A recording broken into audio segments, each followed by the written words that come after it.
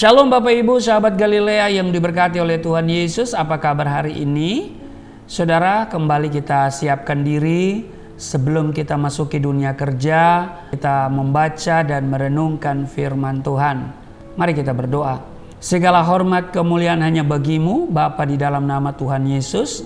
Kami kuduskan namamu, datanglah kerajaanmu, jadilah kehendakmu di bumi seperti di surga. Kami datang dengan penuh kerendahan hati di hadapan-Mu, hati yang bersuka cita dan mengucap syukur. Sebab Tuhan baik, sungguh baik, teramat baik dalam hidup kami, yang telah menjaga dan memberkati petiduran kami di sepanjang malam yang telah berlalu. Dan oleh kemurahan-Mu dan rahmat-Mu semata-mata, kami boleh bangun di hari ini. Ada umur panjang, Engkau beri kami sehat, dan karena itu kami bersiap untuk melakukan tugas kerja kami.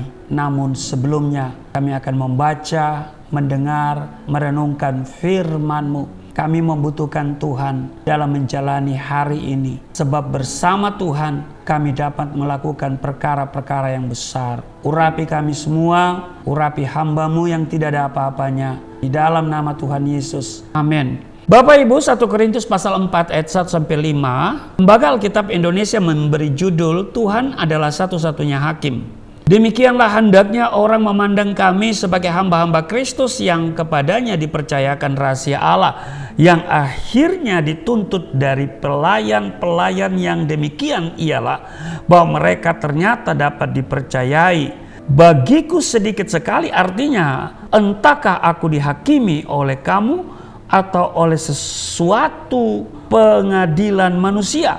Malahan diriku sendiri pun tidak kuhakimi, sebab memang aku tidak sadar akan sesuatu, tetapi bukan karena itulah aku dibenarkan. Dia yang menghakimi aku ialah Tuhan.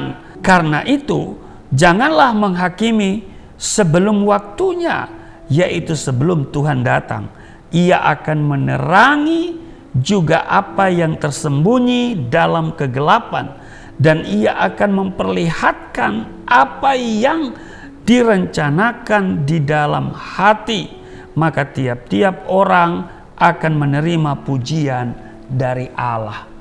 Di ayat 1 dikatakan begini, demikianlah hendaknya orang memandang kami sebagai hamba-hamba Kristus yang kepadanya dipercayakan rahasia Allah. Bapak Ibu sahabat Galilea yang diberkati oleh Tuhan Yesus, istilah hamba Tuhan hari-hari ini kian marak dalam pelayanan kekristenan masa kini.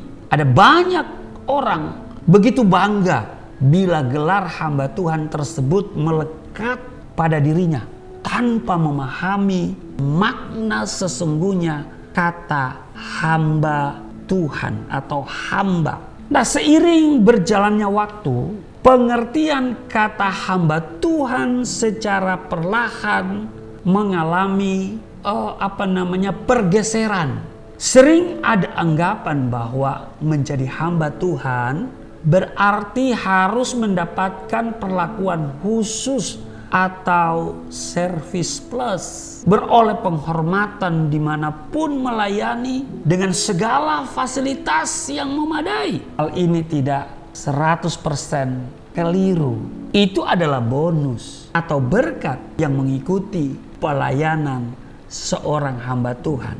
Namun jangan sampai hal itu mengalihkan motivasi kita sehingga kita tidak lagi mencerminkan jiwa pengabdian, melainkan hanya tuntutan profesi yang menyebabkan kita keluar dari jalurnya Tuhan. Bapak Ibu sahabat Galilea yang diberkati oleh Tuhan Yesus, di awal suratnya yang Rasul Paulus tulis kepada jemaat di Roma, Rasul Paulus menyebut dirinya hamba Yesus Kristus. Kita lihat di Roma pasal 1 ayat 1. Dari Paulus, hamba Kristus Yesus, yang dipanggil menjadi rasul dan dikuduskan untuk memberitakan Injil Allah. Begitu juga di hadapan jemaat di Korintus. Rasul Paulus menyadari secara benar makna kata hamba yang melekat pada dirinya, yaitu tidak lebih dari seorang budak. Jadi hamba itu sama dengan budak. Nah, sebagai budak, Rasul Paulus harus mengabdikan dirinya dengan segenap jiwa dan raganya untuk Tuhannya. Jadi, hamba Tuhan juga bisa diartikan orang-orang yang membaktikan setiap nafas hidupnya untuk Tuhan, melepaskan segala kenyamanan duniawi, tunduk kepada pemerintahan surgawi, dan tidak punya hak untuk menuntut serta bukan seorang bos. Ini yang paling penting. Sebab sekarang ini banyak orang yang menamakan diri hamba Tuhan mau diperlakukan seperti seorang bos. Bahkan ada bodyguardnya. Saya kalau melihat hamba Tuhan, pendeta, ngapain saya jadi Kristen? Bahkan setelah saya jadi Kristen, saya banyak kecewa dengan hamba Tuhan. Tapi saya tidak lihat hamba Tuhan. Saya tidak melihat pendeta. Saya tidak melihat gereja. Saya pandang Yesus. Hamba Tuhan bisa mengecewakan, gereja bisa mengecewakan, tapi Yesus tidak mengecewakan. Dia berkata, marilah kepadaku yang letih lesu berbeban berat, aku memberikan kelegaan. Percaya bahwa Yesus sanggup memberikan kita kelegaan. Saudara mau bersahabat dengan siapa? Sahabat paling dekat pun bisa menjadi pengkhianat. Tapi Yesus sahabat yang setia. Ketika orang-orang di sekitarmu tidak dapat dipercaya, orang kepercayaanmu sekalipun tidak lagi bisa dipercaya, Yesus tetap bisa dipercaya. Karena itu mari kita bergantung sepenuhnya kepada Dia. Rasul Paulus mengakui dirinya adalah hamba Yesus Kristus. Adapun jawatan sebagai rasul diberikan oleh Kristus kepada Rasul Paulus. Bukan ia sendiri yang mengangkat dirinya sebagai rasul, tetapi Paulus tetap mengedepankan status dirinya yang tidak lebih dari seorang hamba. Dalam perjalanannya sebagai seorang hamba Tuhan, Rasul Paulus melayani dengan tulus, tidak bersikap menuntut, tidak mencari keuntungan diri sendiri di balik pelayanan, melainkan mengabdi dengan sungguh-sungguh demi kemajuan Injil di muka bumi. Karena itu, mari kita melayani Tuhan dengan penuh pengabdian. Sama seperti anak manusia datang, bukan untuk dilayani, tetapi untuk melayani. Dalam kamus pelayanan saya katakan bahwa melayani adalah memberi hidup, bukan mencari hidup. Bukan mencari popularitas, bukan mencari pujian. Melayani Tuhan sebagai hamba Tuhan, kita mengabdi seluruh jiwa, tubuh, roh kita untuk Tuhan. Saya bukan hanya ngomong, tapi saya sudah lakukan penderitaan demi penderitaan. Proses yang Tuhan izinkan terjadi dalam hidup saya. Di penjara, dianiaya. Saya bilang bukan dipukul lagi, dianiaya, diintimidasi, dibully. Udah makanan sehari-hari. Bahkan diancam sampai hari ini, ya kan? Bahkan juga gereja tidak melirik kami sebagai seorang murtadin. Bahkan ada yang bilang, murtadin hanya bikin ulah, bikin onar, bikin masalah. Saudara, terserah gereja mau bilang apa tentang saya sebagai seorang murtadin. Tapi saya nggak pernah merugikan gereja. Tidak ada pendeta yang saya pernah rugikan.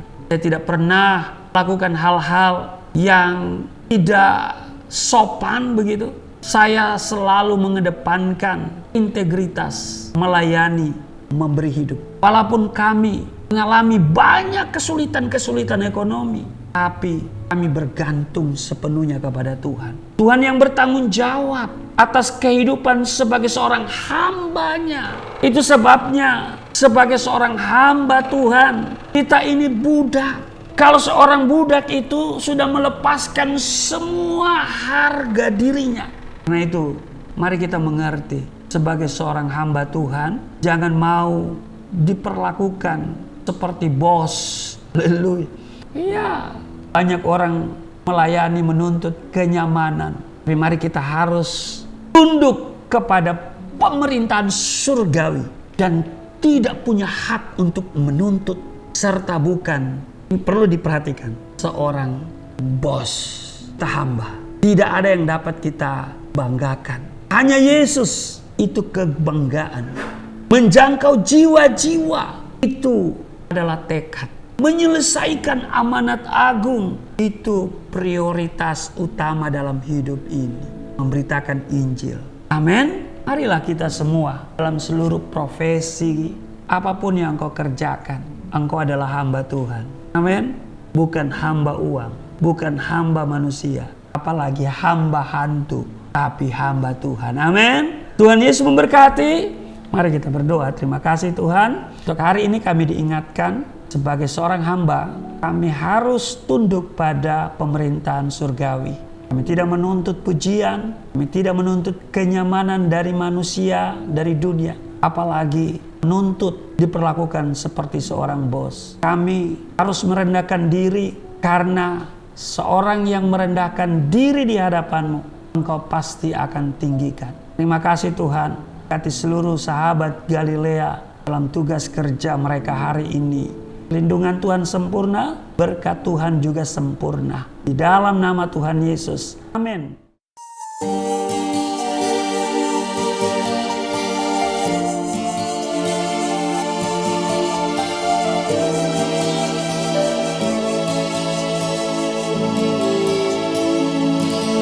Bapa kami yang di surga, dimuliakanlah nama-Mu. Datanglah kerajaan, jadilah kehendak-Mu di bumi seperti di surga.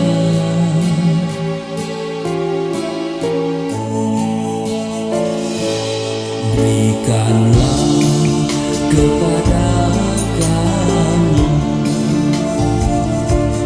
makanan yang secukupnya.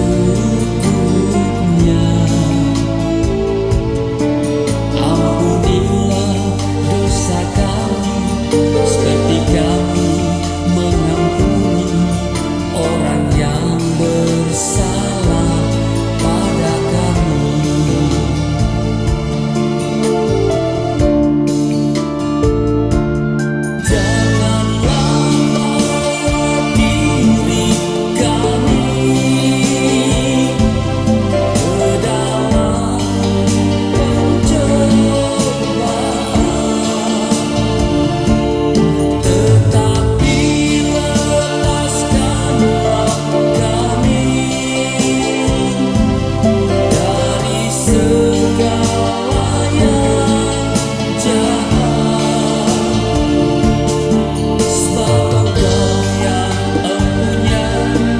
Kerajaan